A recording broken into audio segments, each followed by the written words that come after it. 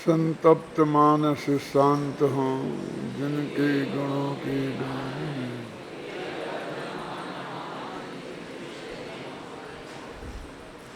समय सार परमागम की 11वीं गाथा चल रही है, जिसमें अत्यंत स्पष्ट शब्दों में कहा गया है कि व्यवहार नए अभूतार्थ है और शुद्ध नए भूतार्थ है, और भूतार्थ के आश्रय से जीव सम्यक दृष्टि हो सकता है। तो हमको सम्यक दृष्टि होना है ना, तो हमको भूतार्थ नय का आश्रय करना पड़ेगा। अब भूतार्थ का अर्थ यदि निश्चय नय करते हैं, शुद्ध नय का अर्थ यदि चारों प्रकार के निश्चय नय कहते हैं, तो उनकी विषयभूत जो वस्तु है उसके आश्रय से सम्यक दर्शन मानना पड़ेगा। इसलिए शुद्ध नय का अर्थ जो अपन ने कल कहा था कि वो परम शुद्ध निश्चय नय ही लेना, और बाकी 7 को व्यवहार नय में डालकर और उन्हें अभूतार्थ कहना। अब उनको अभूतार्थ कहने की हर जगह अपेक्षा अलग अलग है, और उन अपेक्षाओं को हमें गहराई से समझना पड़ेगा। कल अपन ने 4 प्रकार के व्यवहार नय, उनकी क्या उपयोगिता है, तो 2 दृष्टि से हमने उपयोगिता बताई थी कि एक सदाचार की सिद्धि और एक अहिंसात्मक आचरण, और दूसरे सद्भूत व्यवहार की उपयोगिता, हम अपना अपराध हम स्वयं स्वीकार करें, है ना, और गुणभेद करके जब तक हम आत्मा को समझेंगे नहीं तो आत्मा हमारी समझ में नहीं आएगा। इस तरह हमने बताया था। असद्भुत व्यवहार नहीं की बात तो बहुत विस्तार से हुई थी कि इनसे सदाचार की सिद्धि कैसे होता है, वेद विज्ञान कैसे होता है। लेकिन अब जो हमको रागादि भाव को कहने वाला उपचरित सद्भूत व्यवहार नय और गुणभेद को कहने वाला अनुपचरित सद्भूत व्यवहार नय, उनकी उपयोगिता और उनकी निरर्थकता के बारे में थोड़ी बात गहराई से हमें समझना है। इस संदर्भ में ये बात विशेष ध्यान देने योग्य है कि हर जगह वरुणादि अनुरागादि ते निज भाव को न्यारा किया, इतना ही आता है। माने निर्मल पर्याय और गुणभेद और प्रदेश भेद से भी अपना भगवान आत्मा भिन्न है, इसकी चर्चा बहुत कम आती है। समय सार में भी वर्णा द्याव्या राग मोहा दयोवा सर्वे भावा भिन्न एवास्य पुंसा, ऐसा स्पष्ट आता है कि वर्णादि और रागादि भाव ये भगवान आत्मा से भिन्न ही हैं। और 47 शक्तियों के प्रकरण में बार बार गुरुदेव श्री ऐसा फरमाते हैं कि निर्मल पर्याय ने शामिल करीने बात है, कि इसमें हम निर्मल पर्याय को अलग करके बात नहीं कर रहे हैं, हम शक्तियों को वर्णमन सहित बात कर रहे हैं। क्यों? तो उसमें लगा ना शक्तियाँ उछलती हैं, तो उछलने का अर्थ उन्होंने किया परिणमन। और अब कहते परिणमन तो विकारी पर्याय भी है, रागादि भी है, तो कहते हैं कि वो उनको हम उछलना नहीं कह सकते। उछलना अच्छे आगे बढ़ना, तो आगे बढ़ना नहीं है, वो तो पीछे गिरना है। इसलिए उसमें से अर्थ निकाला गया कि निर्मल पर्याय को शामिल करके बात है। यानी हमको वर्णादि और रागादि भावों से अपने भगवान आत्मा को भिन्न समझना है। और कल अपन ने वो कर्मों का उदाहरण दे के भी समझाया था कि जब हम अघातिया कर्मों के उदय से तो संयोग मिलते हैं, और उनकी सारी चर्चा असद्भुत नय में जाती है, असद्भुत व्यवहार नय में जाती है। अब जो रागादि हैं ये जो है ना घातिया कर्म के उदय से जो होते हैं वे रागादि हैं, चारों रागादि में गिने तो मिथ्यात्व और 25 कसाएँ, तो ये तो दर्शन मोह और चारित्र मोह की हो गई। अब ज्ञानावरणी का अज्ञान, दर्शनावरणी का आदर्शन और अंतराय का आसक्ति, तो ये चीज़ें और हैं, ये घातिया कर्मों के उदय से हमें मिलती हैं। तो वो कहते हैं कि इनको हमने वहाँ पर रागादि शब्द में ले लिया तो सब बातें खत्म हो गई पूरी। यानी जिनसे हमें कर्म के उदय से जो जो चीज़ें प्राप्त होती थीं उनमें से एकत्व बुद्धि की बात समाप्त हो जाती है। तो पहले तो ये कहते हैं कि ये रागादि भाव हमारी भूल से हमारी ही पर्याय में पैदा हुए हैं, इसका नाम है अशुद्ध निश्चय नय। पहले थोड़ा ये समझे हम कि अशुद्ध निश्चय नय में और उपचरित सद्भूत व्यवहार नय में क्या अंतर है। तो एक परिभाषा निश्चय व्यवहार की यह है कि भेद अभेद सो निश्चय और भेद सो व्यवहार।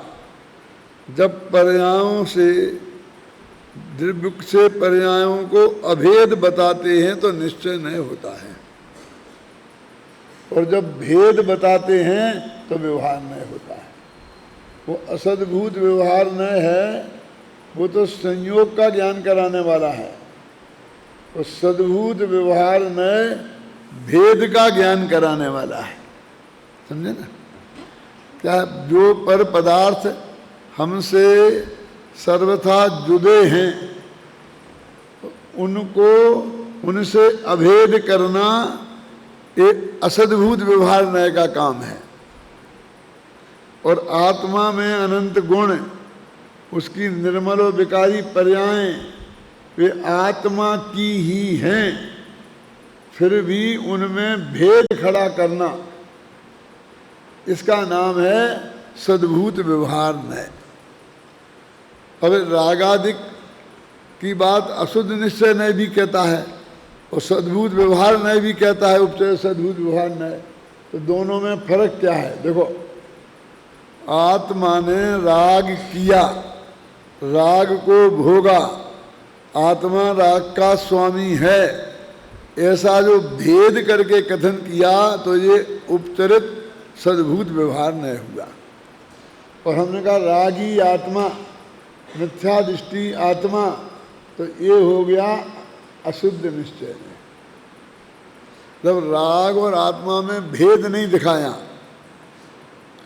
है ना, रागी आत्मा, जैसे अपन कहते मिथ्या दृष्टि जीव, ये कौन से नय का कथन है? अशुद्ध निश्चय नय का, समझिए ना।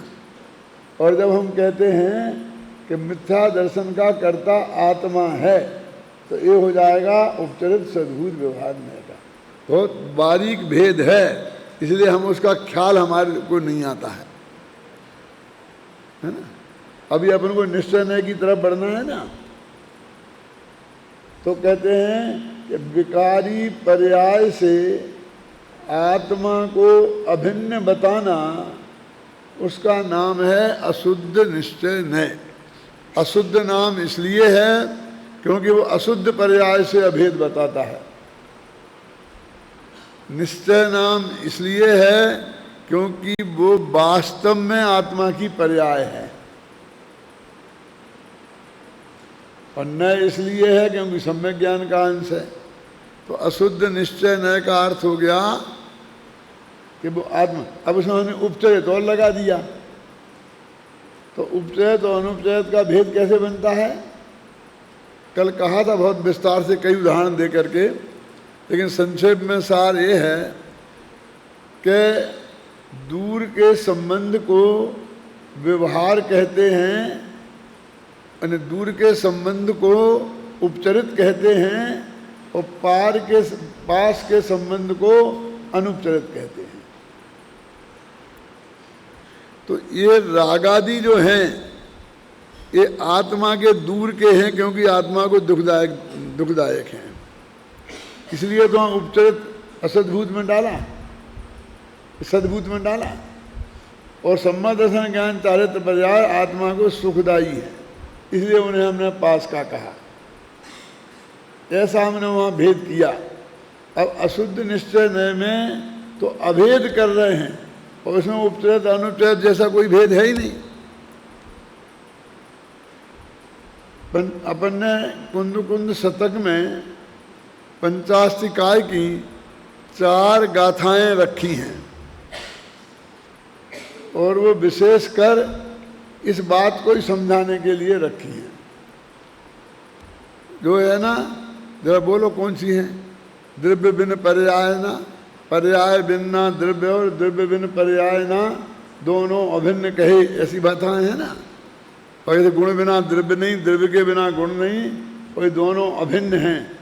क्योंकि हमने गुरुदेव के मुख से पर्याय की भिन्नता के बारे में इतना सुना है कि अब पर्याय की अभिन्नता की कोई बात करता है तो हमें 1 सेकंड में वो मिथ्या दृष्टि लगता है। जबकि कुंद कुंद की मूल गाथाओं में ये बात कही है। क्योंकि आज तक किसी पर्याय के बिना कहीं कोई द्रव्य देखने में नहीं आया, और कोई पर्याय द्रव्य के बिना देखने में नहीं आई। पर्याय तो द्रव्य और गुणों की ही होती है ना, और द्रव्य गुण में ही होती हैं, और उन्हें कभी पृथक नहीं किया जा सकता।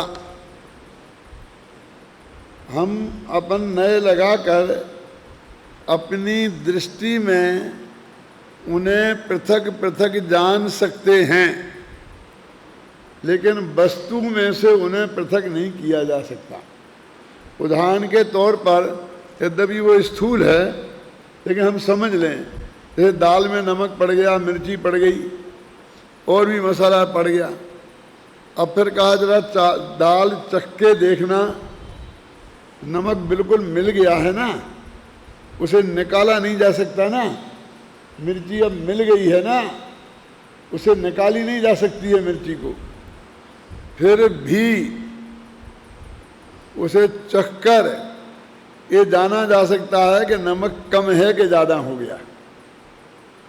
इसका मतलब वो मिला नहीं है, माने वो पृथक है, ये जाना जा सकता है, अब पृथक किया नहीं जा सकता।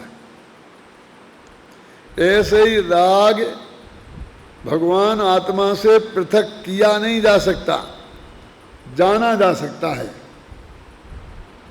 क्योंकि वो पर्याय है, विकारी पर्याय है, भगवान आत्मा द्रव्य है, समझे ना। तो वो पर्यार्थिक नय का विषय है, ये द्रव्यार्थिक नय का विषय है, इसलिए उसे अलग जाना जा सकता है। और अब वो कहते हैं कि हमने अलग अलग उसे जान लिया, रहेगा तो वो एक ही आत्मा के प्रदेशों में दोनों। वो तुम संवर अधिकार की 181वीं गाथा में कह दिया कि उनका प्रदेश भेद है, उनको जरा एक तरफ रखना। जब वो गाथा आएगी तब उसे विस्तार में उसका अर्थ समझा देंगे। लेकिन मेन धारा यही है क्या, कि उनके प्रदेश एक ही हैं, तो उनको अलग नहीं किया जा सकता, लेकिन अलग जाना जा सकता है। तो वो कहते हैं कि अलग जब जाना जा सकता है, और ये 2 नयों से, एक पर्यायार्थिक नय से अभिन्न जाना जाएगा, और द्रव्यार्थिक नय से हम कहेंगे द्रव्य भिन्न है, पर्याय भिन्न है। तो हमें उस पर्यायार्थिक नय को गौण करके और द्रव्यार्थिक नय से पर्याय से रहित द्रव्य को देख सकते हैं। कर नहीं सकते हैं लेकिन देख सकते हैं, और उसे हमने देखा और उसमें अपनापन किया तो ये पर्याय में शुद्धि हो जाएगी। शुद्धि हो जाएगी माने अगली पर्याय पैदा होगी, वो शुद्ध ही पैदा होगी। अब आप एक प्रश्न कर सकते हैं सीधा सच्चा कि पर्याय को द्रव्य से पृथक किया नहीं जा सकता है, तो राग पर्याय है, उसे हम आत्मा से पृथक नहीं कर सकते हैं, तो फिर ये सारी मेहनत काहे के लिए है? अरे भाई साहब, वो पर्याय का स्वभाव तो एक ही समय रहने का है, वो अगले समय तो स्वयं ही अलग नहीं हो जाएगी, नष्ट ही हो जाएगी। इसलिए उसे नाश करने की हमारी समस्या है ही नहीं। ये पर के लक्ष्य से उत्पन्न हुई है, इसलिए विकारी है। और हम अगले समय यदि स्व का लक्ष्य करेंगे तो वो निर्मल पर्याय पैदा होगी, तो हम कहेंगे हमने विकारी पर्याय का नाश कर दिया। वास्तव में नाश मास हमने कुछ नहीं किया। जैनी लोग किसी का नाश नहीं करते। क्या ये नाश की भाषा जैन धर्म में है ही नहीं। भगवान तुमने राग देश का नाश किया, कुछ नहीं किया उन्होंने। नाश की भाषा कहाँ से आई? वो धर्म शर्मा बुद्धे का नाम सुना? एक दो दफे मैंने कहा है। एक जैन दर्शन का महाकाव्य है, जिसमें धर्मनाथ भगवान का चरित्र है। महासेन वो हरिश्चंद्र कवि का लिखा हुआ है। भगवान धर्मनाथ के पिता का नाम था महासेन। वो महाकाव्य का एक नियम होता है कि उसमें राजा का, रानी का, नायक का, नायिका का, नगर का ये वर्णन करना अनिवार्य होता है, नहीं तो वो महाकाव्य नहीं। तो महासेन राजा की राजधानी का वर्णन करते हुए कवि लिख रहा है, तो उसमें एक पंक्ति मैं आपको ध्यान दिलाना चाहता हूँ। यदि कुपस्यात् विनास्त संतवा प्रमाण शास्त्रे बरमुहे संभवा। क्या है, क्या अर्थ है इसका? कि उस महासेन राजा के नगर में यदि किसी का नाश होता था, सर्वविनाश होता था, तो व्याकरण शास्त्र में कुप प्रत्यय का होता था। और होता होगा व्याकरण शास्त्र में कोई कुप प्रत्यय जिसका सर्वनाश हो जाता है। सर्वनाश का मतलब जैसे ती प्रत्यय है ना, तो ती में से ई का नाश लोप हो जाता है, हलंत ता बचता है, होता ना। ऐसे होता है ना, सुव जस ऐसे प्रत्यय है ना, तो जस में से विसर्ग ही बचती हैं अकेली। ऐसे प्रत्यय जो हैं वो पूरे के पूरे नहीं रहते हैं, उनमें से कुछ हिस्सा लोप हो जाता है और कुछ हिस्सा कायम रहता है। लेकिन एक प्रत्यय ऐसा है वो कुप प्रत्यय कहलाता है कि जिसका लगता है वो पूरे का पूरा लोप हो जाता है। क्या लिखा? यदि कुपासात विनाश संस्तवा, कि यदि वहाँ का किसी का सर्वविनाश होता था तो कुप प्रत्यय का ही होता था व्याकरण शास्त्र में, और किसी का सर्वविनाश नहीं होता था। घाटा तो हरेक को ही पड़ता है, छोटा मोटा नुकसान तो हरेक का ही होता है, लेकिन बर्दाश्त के काबिल। ऐसा नहीं कि आज सम्राट है, बड़ा है और कल सड़क पे खड़ा है ना। करोड़पति का रोडपति कोई नहीं होता था, घाटा थोड़ा बहुत होता था तो समझ जाता था। और प्रमाण शास्त्रे पर मोह संभवा, परम मोह उत्कृष्ट मोह किसी के नहीं होता था। मोही तो सब जीव थे ही, गिरस्थ थे तो, लेकिन बहुत तीव्र मोह देखने में नहीं आता था। समझ लो दर्शन मोह देखने में नहीं आता था। हाँ, देखने में आता था कहाँ? कि प्रमाण शास्त्रे, न्याय शास्त्र में परम ऊह उत्कृष्ट जाति के तर्क वितर्क हुआ करते थे, है ना। क्या?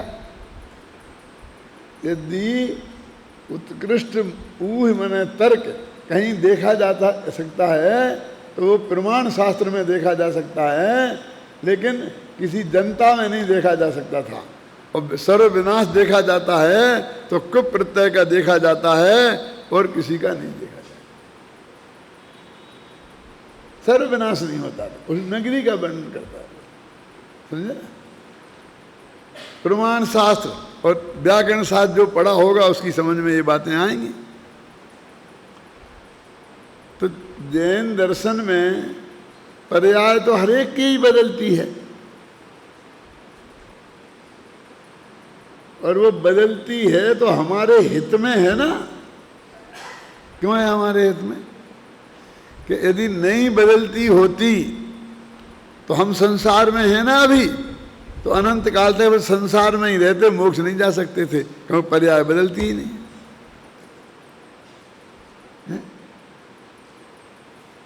अभी हम दुखी हैं तो वे दुखी से सुखी नहीं हो सकते थे, समझ गया?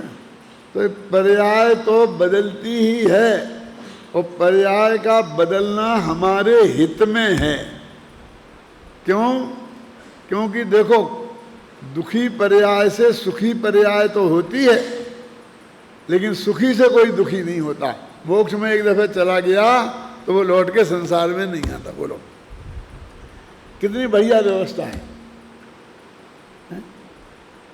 साइकिल में आप पंप से हवा भरते हो ना, अब तो कहाँ रहेंगे, क्यों?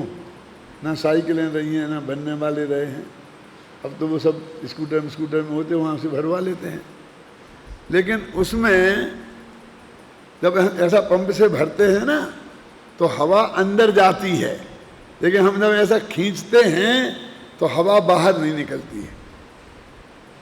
यदि निकले तो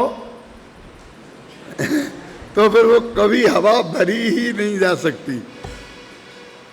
अब इतनी बढ़िया व्यवस्था कि जाए तो आए, संसारी जीव संसार से मोक्ष में जाए तो, लेकिन मोक्ष से संसार में लौट के नहीं आए। पहिए में हवा जाए तो, लेकिन हवा वापस लौट के नहीं निकले। वो इतना बड़ा काम कौन करता है? उसमें एक बाल होता है, तो रबड़ का इतना सा हिस्सा होता है। अब आजकल कितने पैसे में आता तो पता नहीं, पहले तो 1 पैसा भी नहीं लगता था उसका, समझे ना? तो 1 पैसे का बाल भी कितना बड़ा काम करता है। तो ये पर्याय के परिवर्तन के लिए जो हम इतने दुखी हैं कि बदलती क्यों है, बदलती क्यों है। अब यार वो लड़का रो रहा था, प्रवचन कर रहा था ना, कि सब क्या है, अंजलि जल संथमानी क्षीण होती जा रही, प्रत्येक पल जर जर जरा नजदीक आती जा रही। सब बदल रहा है? अरे बदल रहा तो बदलना हमारे हित में है। यदि ये पर्याय नहीं बदलती तो हम निगोद में ही पड़े रहते, वहां से निकल के यहाँ नहीं आते। हम यहाँ मनुष्य गति में आ गए, वो पर्याय बदलती है इसलिए आ गए। तो फिर वो पर्याय एक समय की है और द्रव्य में ही पैदा होगी और द्रव्य में ही समा जाएगी। लेकिन मेरे कहने का अर्थ है कि पर्याय द्रव्य से अभिन्न है, क्योंकि द्रव्य के अलावा वो कहीं पैदा नहीं होगी। हमारी पर्याय हमारे ही द्रव्य गुण पर्याय में, हमारे द्रव्य गुणों में पैदा होगी। तो इसी वक्त अनन्य है ना। अब ये कहते हैं कि वो राग नाम की पर्याय हमारे लिए इष्ट नहीं है। क्यों नहीं है? कि वो दुख देने वाली है।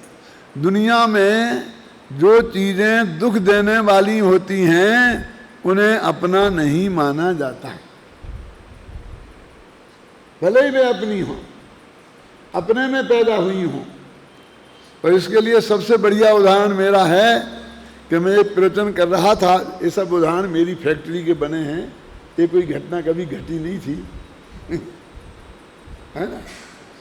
लेकिन समझना, आप समझाने के लिए कि एक बुढ़ी अम्मा बीच प्रवचन में खड़ी हो गई और उसने कहा कि बहुत बड़े प्रवचन हो गए, बंद करो ये सब प्रवचन, क्या फायदा तुम्हारे प्रवचनों का। नहीं, क्यों अम्मा, क्या बात है, क्या बात है? कहीं नहीं, कुछ नहीं, प्रवचनों से क्या फायदा है। मैं 3 दिन से भूखी बैठी हूं। ये तुम्हारे बड़े दानवीर बैठे ना इधर, बड़े बड़े सेठिया, जिनकी प्रशंसा करते तुम थकते नहीं हो, और जिन्हें हर दफे स्टेज पे बैठाल के जिनके गले में मालाएं डालते हो, ये लोग मेरे 2 रोटियों की व्यवस्था नहीं कर सकते। ऐसे दानवीर हैं। मुझे बहुत अटपटा लगा, जो बीच में बोल रही थी इसका नहीं, इसका कह रही सचमुच इतना समृद्ध समाज और इसमें एक बुढ़ी अम्मा भूखी बैठी रहे। तो मैंने सेठियों से कहा, भाई ये क्या कह रही, जरा सोचो, ये अपने गांव के लिए प्रतिष्ठा की बात नहीं है। तो 2 मिनट तो लोगों ने सुना मेरा उपदेश, फिर बोल रहे कि पंडित जी अपना प्रवचन करो, तुम इन बातों में क्या समझो, अपनी समय सार की गाथाएं सुनाओ। तो मैंने कहा क्यों ये क्या बात है, इतनी बात नहीं समझते हम, इसमें ऐसी क्या बात है। कि मैं कह रहा हूँ कि चुप रहो, अभी अपना प्रवचन चालू रखो, कोई फायदा नहीं है यहाँ इन बातें करने से। तो मैंने कहा नहीं, आपको बताना पड़ेगा। तो बोले इसके 4 जवान बेटा हैं और चारों करोड़पति हैं, एक एक की 4-4 दुकानें हैं और खूब चलती हैं, दिन भर ग्राहक आते हैं, फुर्सत नहीं मिलती। जब इसके 4-4 बेटे हैं तो हम क्यों करें व्यवस्था, वे क्यों नहीं करें। इसकी सारी संपत्ति तो वे हड़प गए, अब इसकी रोटियों की व्यवस्था हम करें। ये तो भाई बात सही है। और प्रवचन तो एक तरफ रखा रह गया, पंचायत शुरू हो गई। मैंने कहा अम्मा क्या कह रहे, ये क्या कह रहे कि तुम्हारे 4-4 बेटे हैं और एक एक की 4-4 दुकानें हैं, ले मेरे कोई बेटा बेटा नहीं है। साफ मना किया। ये अच्छा है, झूठ बोलते अच्छा शर्म नहीं आती। वो कह रही मेरे कोई बच्चे नहीं हैं। उन्होंने कहा हमने कहा ना आपसे कि आप प्रवचन करो, ये पंचायत में आपके बस की नहीं है। हम पंचायत में रख करके इस बात को समझ लेंगे, अब कर देंगे व्यवस्था हम, अब आप शांति से प्रवचन करो। मैंने कहा नहीं नहीं, ये बात तो गलत है, जब उसके बेटे नहीं हैं तो फिर। बोले हम कह रहे हैं, देखिए बुढ़ी अम्मा झूठ बोलेगी, अब हमें ये तो जानते नहीं हैं, लेकिन हम ये कह रहे हैं कि इसके 4 बेटे हैं। क्यों भैया हैं कि नहीं हैं? तो 2-4 सेठियों से गवाही दिला दी कि हाँ हैं। तो मैंने अम्मा से कहा कि अम्मा ये क्या है। तो अम्मा बोली कि इससे तो वे पैदा होते ही मर जाते तो अच्छा था। अब मैं आपसे एक प्रश्न पूछता हूं कि बुढ़ी अम्मा के बच्चे हैं कि नहीं? क्योंकि उसने ये जो कहा कि पैदा होते ही मर जाते तो अच्छा थे, इसमें से क्या निकलता है कि बच्चे हैं, यानी पैदा हुए थे और अभी मरे नहीं हैं। 2 बातें निकली ना, यानी 4 बच्चे हैं और जिंदा हैं। क्यों? अब मैं पूछता हूं कि बुढ़ी अम्मा ने कहा कि हमारे बच्चे नहीं हैं, ये बात सच्ची है कि झूठ? अब भी कोई बात रह गई बाकी? ये तो क्लियर है कि ये अशुद्ध निश्चय नए से सच्ची है। क्यों? जो अपने को सुख ना दे, दुख दे, दुख के कारण बने, क्योंकि वे बेटे नहीं होते तो पंच व्यवस्था कर देते, तो नहीं होना अच्छा था ना। पैदा है, वे पैदा हुए और जिंदा हैं और करोड़पति हैं, इसलिए वे भी नहीं करते और पंच भी नहीं करते। यदि नहीं होते तो कर देते ना, तो वे तो मेरे लिए और ज्यादा दुख के कारण हुए, इससे तो अच्छा है कि नहीं होते। तो ऐसे ये राग हमारा बेटा है और नहीं होता तो अच्छा था, पैदा ही होते मर जाता तो अच्छा है। क्यों? तो इसमें राग अपना है भी और रखने लायक नहीं है। 2 बातें आ गई ना। अशुद्ध निश्चय ने कहता है कि राग अपनी पर्याय में पैदा हुआ है, ये बात सत्य है। इसलिए अशुद्ध निश्चय ने से आत्मा रागी है, द्वेषी है, क्रोधी है, मानी है, मिथ्या दृष्टि है। लेकिन ये क्रोध मान माया मिथ्यात्व ये रखने लायक नहीं है, क्योंकि आत्मा को दुख के कारण हैं, और जो दुख के कारण होते हैं उनमें अपनापन स्थापित नहीं किया जाता, इसलिए ये नए व्यवहार पने को प्राप्त हो गया और ये निश्चय नहीं रहा। समझे ना? तो ये राग इसलिए इस तरह से नए की छुट्टी हो गई। अपनी पर्याय में स्वीकृति करना ये अशुद्ध निश्चय नए की स्वीकृति है। समझे ना? जब हम कहते हैं कि जीव में मिथ्या दर्शन है, तो मिथ्या दर्शन अलग दिखता है और जीव अलग दिखता है। जैसे कटोरी में के कप में चाय हो, चाय अलग है और कप अलग है, लेकिन ऐसा जीव में मिथ्या दर्शन नहीं है। इसके रोम रोम में बसा है, हर प्रदेश में है। समझे ना? और वो यद्यपि श्रद्धा गुण की विकारी पर्याय है, लेकिन उसका रूप अनंत गुणों में है और हर गुण की पर्याय में है, इसलिए पूरा भगवान आत्मा मिथ्या दृष्टि है। ऐसा नहीं कि एक ही गुण मिथ्या दृष्टि है। अशुद्ध निश्चय नए से पूरा आत्मा मिथ्या दृष्टि है, लेकिन वो मिथ्यात्व रखने लायक नहीं है। अब देखो, अब आत्मा से अभिन्न हो गया ना, बिल्कुल उसी के उन्हीं प्रदेशों में है, उन्हीं गुणों में है, बिल्कुल एक मेक हो गया है। हो गया है क्या? है ही जन्म से ही कि ये दुख का कारण है। तो कहते अभी अभिन्न है जब तक है, लेकिन एक मिनट में निकल जाने वाला है।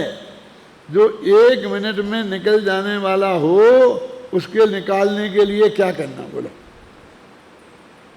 अभी हम बहुत सोचें, कभी ये आदमी यहाँ अड़ के रह गया है कि ये विद्यार्थी बहुत नालायक है, इसे निकालना है, अब क्या करें, कैसे करें, कौन कहेगा? तुम कहोगे, मैं कहूँगा, है ना? इतने में वो कहे कि मैं तो जा रहा हूँ, तो ऐसा मोक्ष हो जाएगा ना? क्यों?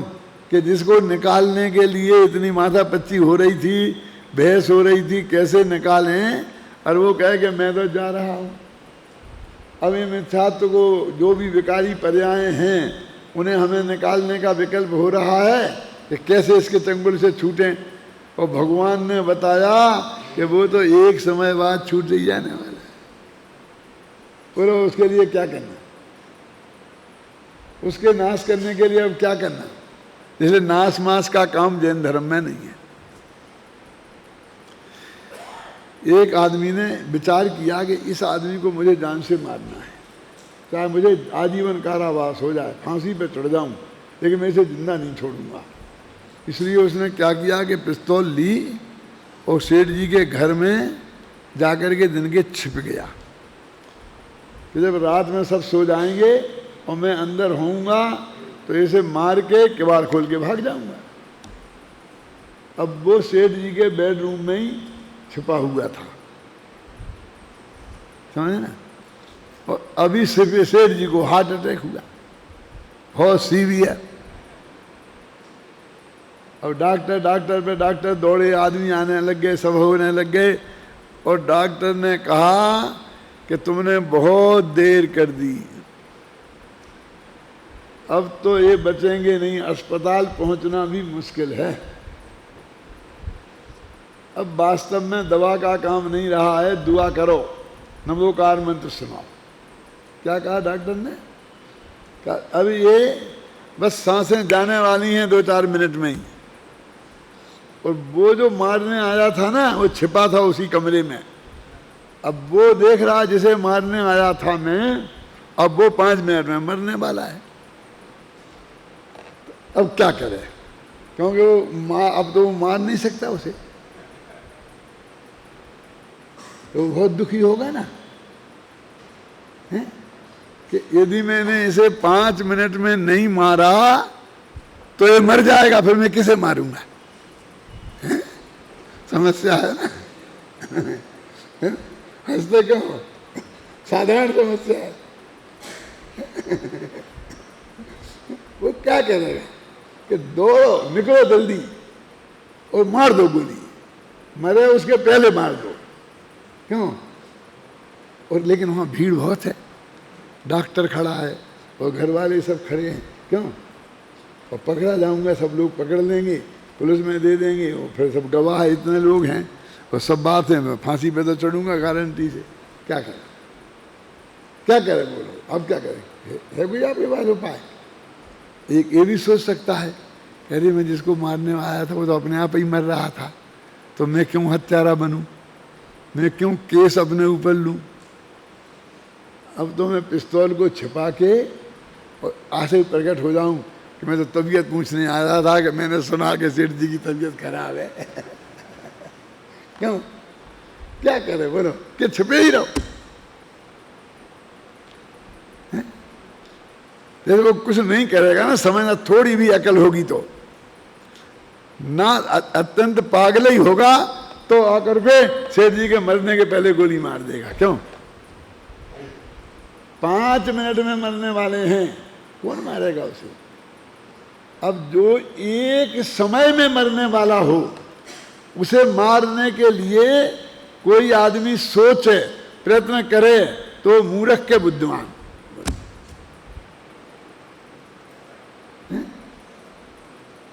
क्यों साहब? तो राग को हमें मारने की कहाँ जरूरत है? छात्र को मारने की कहाँ जरूरत है? वो तो एक एक समय में बेचारा वैसे ही मर रहा है। तुम कहते हम मर रहे, हम मर रहे, सब मर गए, चक्रवर्ती मर गए, वो रावण मर गया, क्या क्या वो बोल रहा था, चक्रवर्ती चले गए। कौन कौन चले गए भैया? जिन रावण मारा, कहाँ गए वे राम और लक्ष्मण, जिन रावण मारा।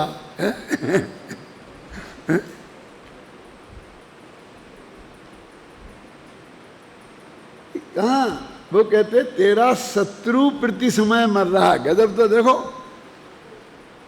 कितनी बढ़िया वस्तु स्थिति है कि जिसे हमें मारना है वो प्रति समय मर रहा है, और मैं अनादि अनंत हूं, मैं कभी मरने वाला तत्व ही नहीं हूं, क्योंकि जो मरने वाला जो अंश है ना वो मैं नहीं हूं, मैंने पहले ही मान लिया है। झगड़ा खत्म। समझ गए ना? एक इलाज तो ये है कि हम उसका नाश करें, और दूसरा ये है कि पर्याय में जिसमें वो पैदा हुआ है वो ही मैं नहीं हूं। झगड़ा खत्म।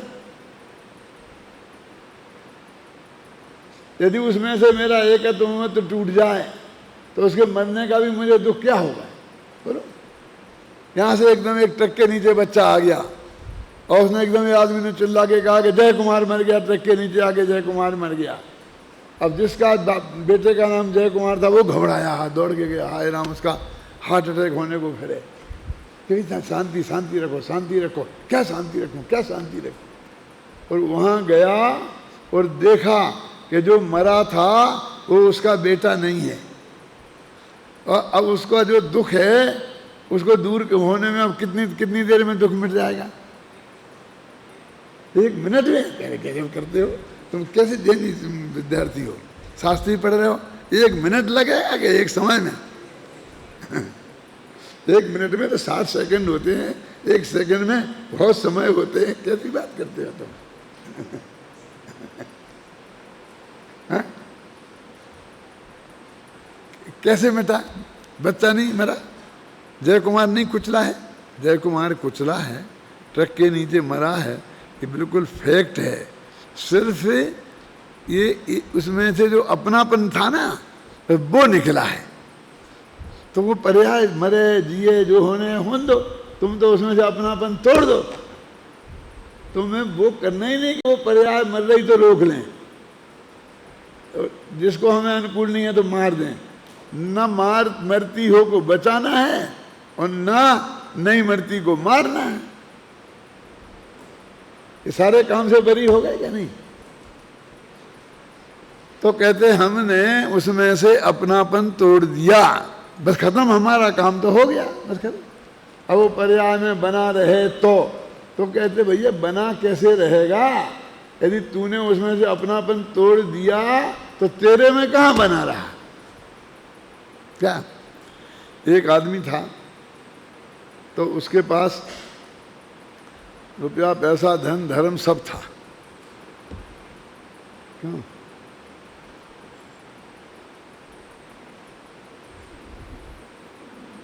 पैसा आया, धन आया, गाय भैंस आए, नौकर चाकर आए कि हम आपको छोड़ के जा रहे, हम आपको छोड़ के जा रहे, तो कि जाओ, पहले समझाया कि हम आज जा रहे, तो कहा ये धर्म को भी छोड़ो तुम, कि नहीं मैं धर्म के पीछे तो तुम सबको छोड़ा है मैंने, तुम में से अपनापन तोड़ा, परिग्रह छोड़ा, परिमित किया, सीमित किया, ये धर्म की रक्षा के लिए तो मैंने सारा इतना किया है, मैं धर्म को कैसे छोड़ सकता हूँ, और सब छोड़ दूंगा लेकिन धर्म नहीं छोड़ूंगा।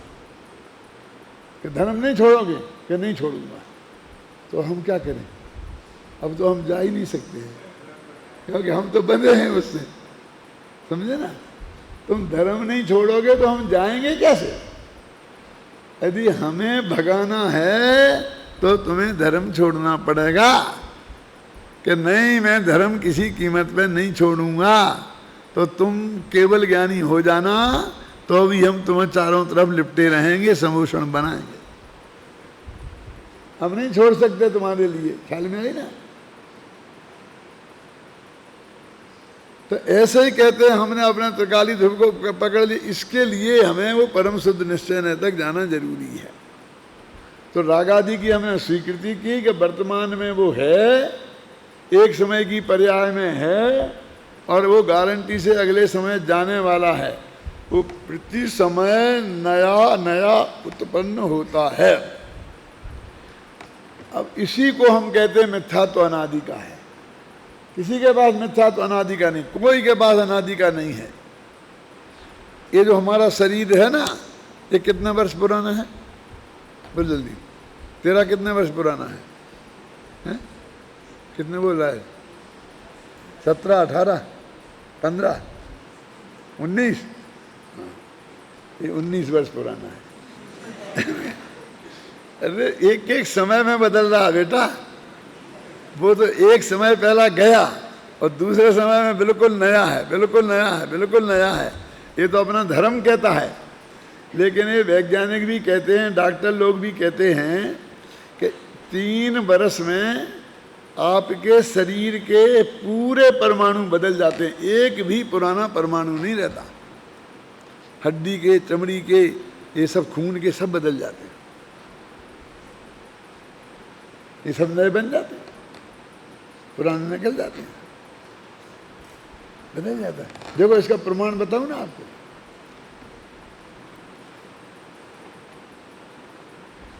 हमारा परमात्म प्रकाश है ना, बड़ा लड़का, वो यहाँ जयपुर में रहता था। जब वो बम्बई गया सबसे पहले तो वहाँ छी छी छी करके आती थी, और मुश्किल था रहना मुश्किल था, क्योंकि सारे शरीर के परमाणु जयपुर के थे, और बम्बई की जो धूल मिट्टी है वो उसे एक्सेप्ट ही नहीं करते थे, तो वो एलर्जी होती थी। अब धीरे धीरे वो सारे परमाणु बदल के बम्बई के हो गए। अब जयपुर आता है तो यहाँ चीची होती है, क्या होती है बोला, नहीं तो पहले यहाँ होती थी, यहाँ नहीं होती थी। क्यों, आप जहाँ रहते हो वहाँ का कितना ही भारी पानी हो, गर्म पानी हो, ठंडा हो, कैसा ही हो आब हवा, वो उसके हमारे शरीर को अनुकूल हो जाती है, और दूसरी जगह गड़बड़ होती है। क्यों, 2-3 साल लगते हैं। इसका मतलब है जब वो पूरे बदल के चेंज हो जाते हैं ना, तब समझ गया, इससे सिद्ध होता है। तो वैज्ञानिक भी कहते हैं बदलता है, ये वही का वही नहीं है। अब सिर्फ बात इतनी है कि हमारी नई पर्याय में वो पैदा नहीं हो, नया नया पैदा नहीं हो। अब मारने की बात नहीं रही, अब तो पैदा नहीं हो ये बात हो गई। अब तो फैमिली प्लानिंग हो गया, हत्या नहीं रही। आज के अखबार में आया है कि 15 बरस के बाद 2 करोड़ लड़के ऐसे होंगे इस देश में कि जिन्हें लड़कियां नहीं मिलेंगी शादी करने को।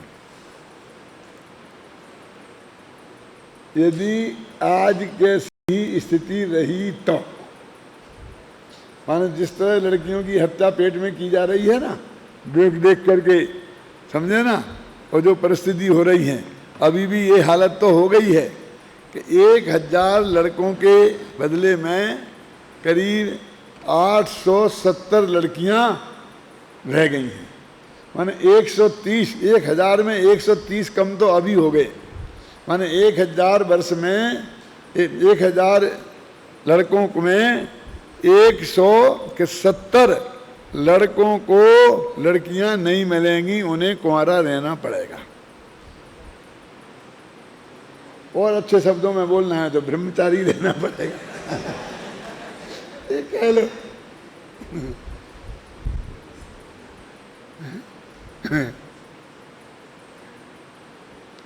तो अभी सवाल अपना क्या है कि वो पर्याय तो मर जाएगी अपने आप, उसकी हमें चिंता नहीं करना है, वो नई पैदा नहीं हो। और उसका उपाय सीधा सच्चा ये है कि वो जो हमारा त्रिकाली ध्रुव भगवान आत्मा है ना, परम शुद्ध निश्चय नय का विषय, बस हम उसमें अपनापन कर लें, इससे अपनापन तोड़ दें, इतना सा काम है। कितना सरल मोक्ष मार्ग है। इस मिथ्यात्व के नाश का, सम्यदर्शन की प्राप्ति का उपाय कितना सहज है, कितना सरल है, और हमने उसे कितना कठिन बना लिया है। तो इस तरह मिथ्या दर्शन पर्याय देखो, और अनंतानुबंधी पर्याय, इनसे सहज जो आत्मा है उसे मिथ्या दृष्टि जीव कहते हैं हम। ये अशुद्ध निश्चय नय का विषय है। निश्चय नय इसलिए क्योंकि बात 100% सच्ची है।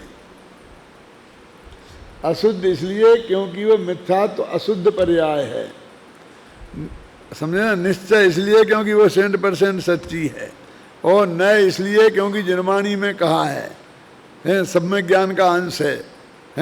तो अशुद्ध निश्चय नय से आत्मा मिथ्यात्वी है। अब ये नए हमने अलग आगे बढ़े, क्योंकि हमको मिथ्यात्व रखना नहीं है। तो ये नए हे हो गया, माने कि हम इसे छोड़ दें। इस नए को कैसे छोड़ोगे कि आप इस पर्याय में से अपनापन तोड़ दो और द्रव्य स्वभाव में अपनापन करो, ये उपाय है, और कोई उपाय नहीं है दूसरा। कितने व्रत, कितने उपवास, कितना दान, कुछ हिलने वाला नहीं है वो। कितना ही पत्थर मारो, उससे कुछ नहीं होने वाला है। 6 महीना के उपवास गए, तुम 6 साल के करो ना, कुछ नहीं होगा।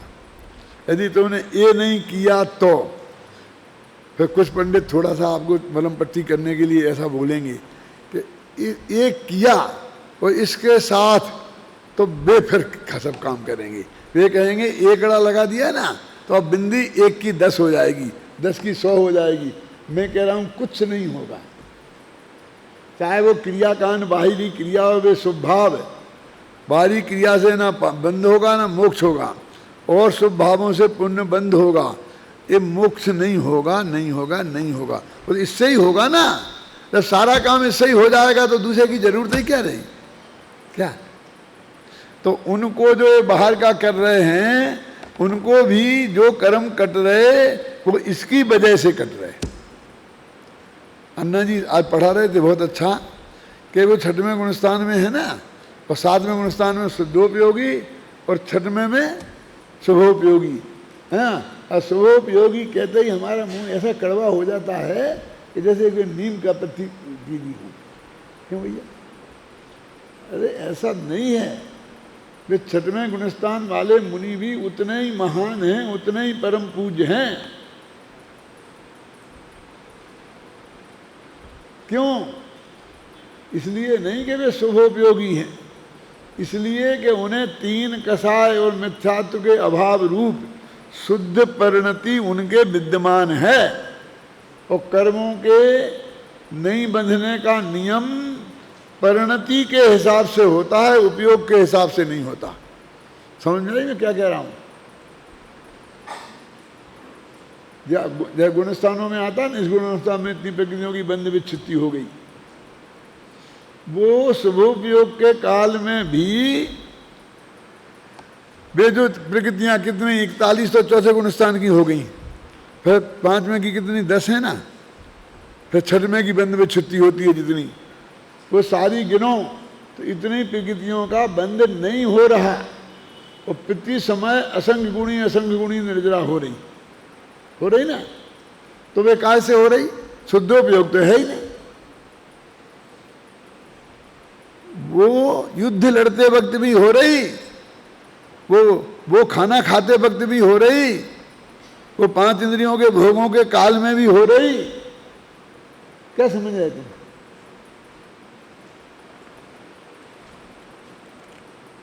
और शुद्धोपयोग हो जाता तो क्या तीर मार लेते, थोड़ा सी और बढ़ जाती।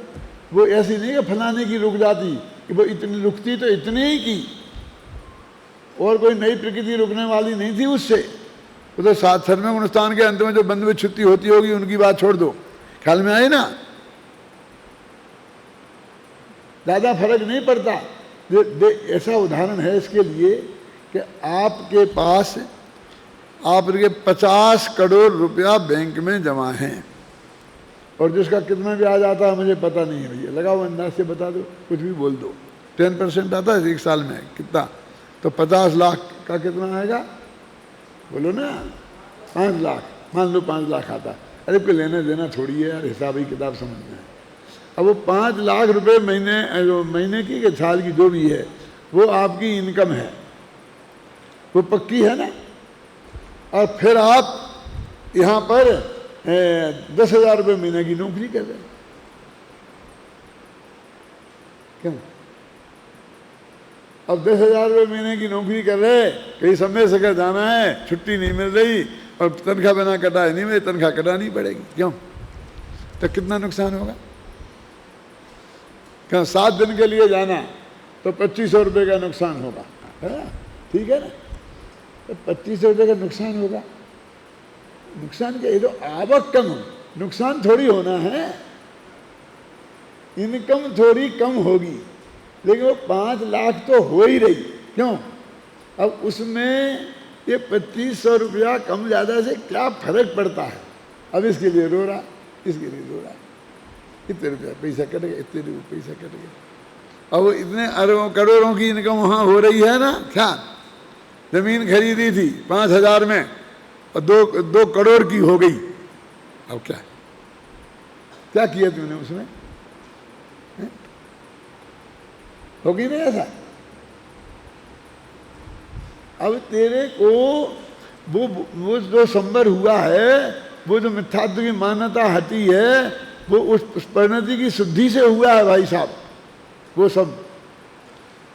अब मैं कह रहा हूँ तू कुलीगिरी करे, रेलवे स्टेशन पर जाकर लोगों का वो करे, और तो 10-20 लाख रुपए महीने की इनकम है, ब्याज की, किराए की, क्यों? आज तो मुझे काम ही नहीं मेरा, भूखों मर जाऊंगा। ऐसी है ये शुद्धोपयोग की बात, कि उसके लिए रो रहा है थोड़ी कि ये नहीं हो गया, इसका नुकसान हो गया, इसका ये हो गया, इसका ये हो गया, इसका ये हो गया, इसका ये हो गया। वो तो परिणति के हिसाब से सब होता है। तो 6वें गुणस्थान में 3 कसाय के अभाव है और मिथ्यात्व का अभाव है, और 7वें में भी 3 कसाय का और मिथ्यात्व का अभाव है। बोलो क्या करें? तो फर्क क्या पड़ा? संतुलन कसाय का यहाँ तीव्र उदय था और वहाँ मंद उदय हो गया, और तीव्रता और मंदता से बंध का अभाव का फर्क नहीं पड़ता। तीव्र बंध होता हो, मंद बंध होगा। वो तो बंध में मंदता और तीव्रता होगी दादा, उसमें बंध में अभाव में क्या फर्क पड़ा? लेकिन हमारी ऐसी हालत है, बस खत्म। वो जो अंदर भंडार पड़ा है वो तो हमें दिखता नहीं है, और हमें ये दिखता है। 5 रुपये का पेन चला गया, 5 रुपये का पेन चला गया, बहुत अच्छा था, बहुत अच्छा था, बहुत अच्छा लिखने में एकदम दादा वो साफ लिखता था, एकदम कहीं अटकता नहीं था। अब उसके ऐसे गीत गा रहे जैसे भगवान के नहीं गाते, जैसे भगवान के नहीं गाते। अरे चला गया ना, कि तुमने खरीदा कितने में था? अरे खरीदा किसने है? अरे एक भाई साहब ने भेंट दिया था।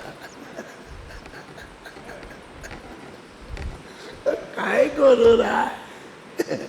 अब जितने दिन तेरे पास रहने का संयोग था रह गया, अब चला गया, क्या क्या है उसको, उसमें क्या फर्क पड़ता है।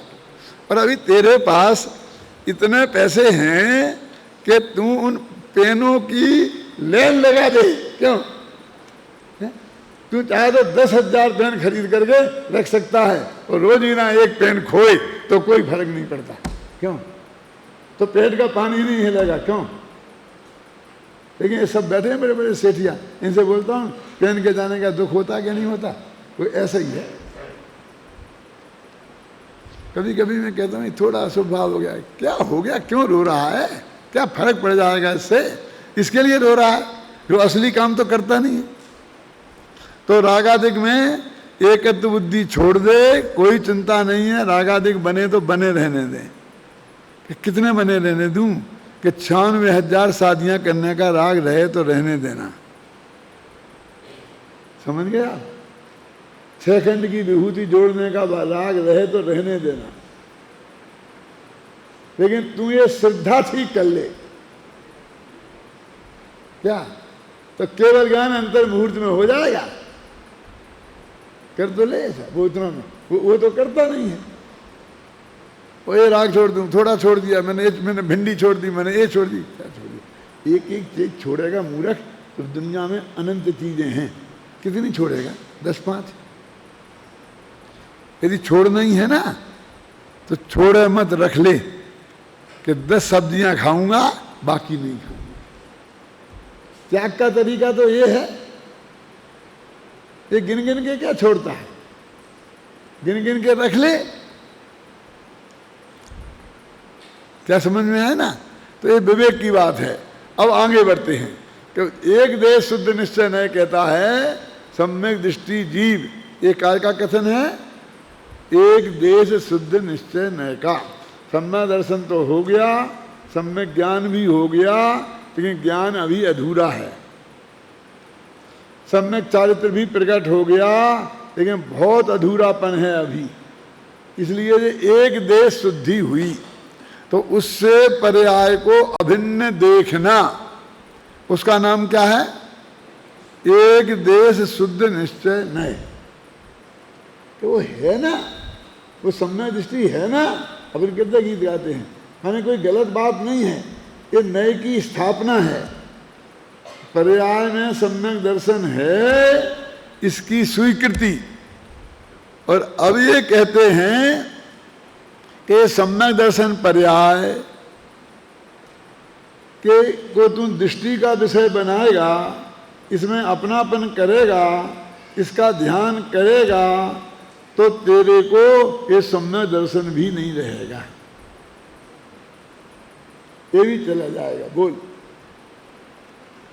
तो ये कहते हैं ये ध्यान करने लायक नहीं है, ये ध्यान में रखने लायक नहीं है। ये ज्ञान का गे बन जाए तो बन जाए, कोई बात नहीं है, लेकिन ये श्रद्धा का श्रद्धे, माने ये मैं हूं ऐसा इसे मानने की जरूरत नहीं है, इसमें अपनापन करने की जरूरत नहीं है।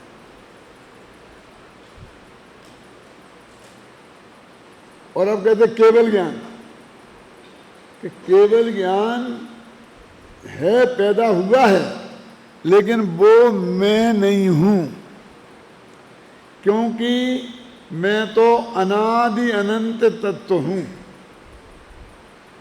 और केवल ज्ञान तो ये नया पैदा हो गया हुआ है। अभी क्या करें, केवल ज्ञान में भी अपनापन नहीं करें, गजब हो गया। अरे केवल ज्ञान तो कितनी बढ़िया चीज है। तो ये बढ़िया चीज के हिसाब से अपनापन किया जाता है कि अपनी चीज में अपनापन किया जाता है? क्यों? ये अपनी मम्मी है, कि अपनी तो है लेकिन ये सुंदर नहीं है, ये सुंदर है, सुंदर को मान ले अपनी, अपनी मम्मी को अपनी नहीं मानो। क्यों? अपना बाप गरीब है तो उसे बाप मत मानो, तो पैसे वाला उसे बाप मान लो। क्यों होता है? अरे हम जैसे हैं, अरे तुम जैसे नहीं हो, तुम तो बहुत महान हो। ये सम्यक दर्शन पर्याय, ये केवल ज्ञान पर्याय, ये तुम्हारे सामने कुछ नहीं है, तो ये भी अपनापन स्थापित करने लायक नहीं है। इसकी विशेष चर्चा कल के व्याख्यान में करेंगे। अभी 1 घंटा हो गया।